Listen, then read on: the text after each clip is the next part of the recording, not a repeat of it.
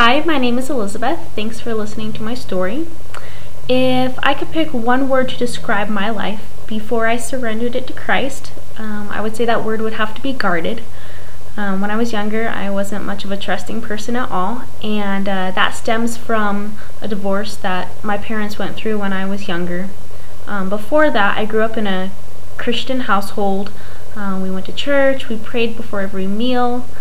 So I knew who God was in my head just growing up my entire life, but it didn't mean anything more to me than that. It wasn't really personal.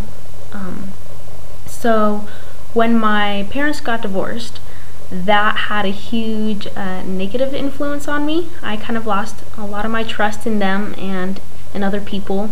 And I think looking back, that's where I had placed my security, was in people and things that could fall apart, and that's a pretty dangerous thing to do.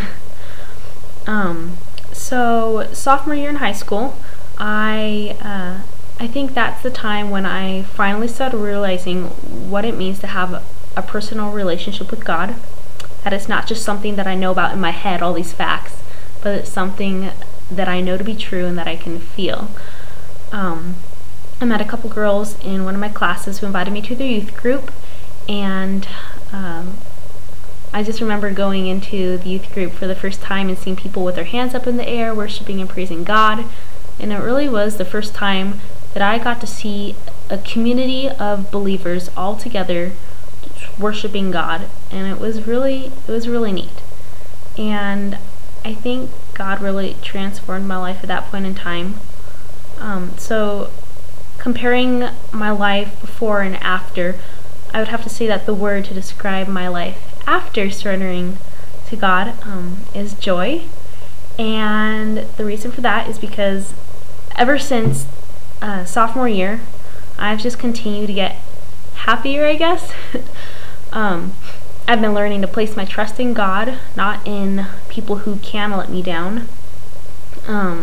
I've forgiven my parents for the divorce. That was really hard, but I've just seen it as a growing opportunity now, and it's just helped me to realize that I can just place my trust in God, who is never going to leave me.